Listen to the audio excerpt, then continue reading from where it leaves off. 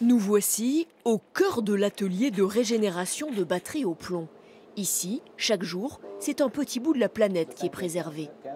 Grâce à un procédé, le sulfate de plomb, empêchant les vieilles batteries de fonctionner, est éliminé.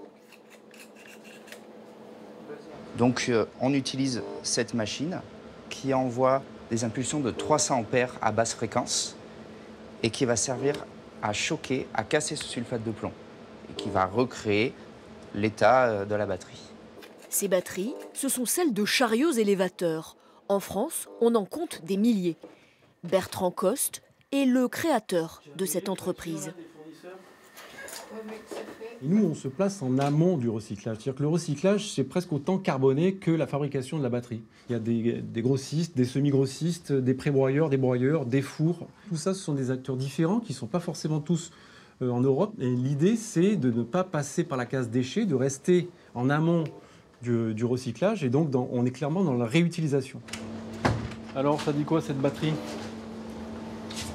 On a restitué 95% de ses capacités d'origine.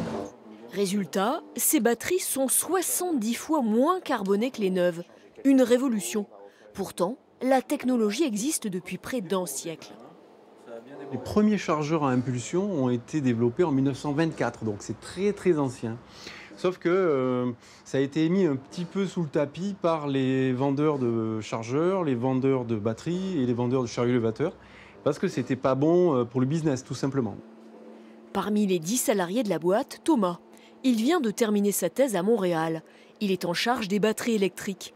Leur technologie est bien plus complexe que celles au plomb.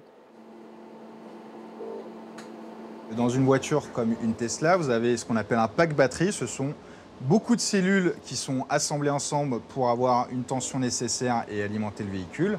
Et dans une Tesla, par exemple, on peut en retrouver jusqu'à 7000 de cellules petites comme ça. Et il faudra encore plusieurs années pour comprendre comment régénérer ces cellules au lithium. Les batteries qui sont dans ces véhicules sont encore pas tout à fait vieilles. On a encore un laps de temps suffisant pour pouvoir développer une méthode de régénération adaptée à ces batteries.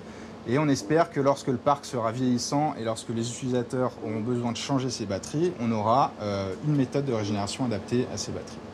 Dans quelques mois, l'entreprise va ouvrir un centre industriel. Les vieilles batteries au plomb, des voitures de particuliers, y seront traitées pour le compte des centres auto. Elles seront revendues environ 40% moins chères, avec un bilan carbone bien moins important.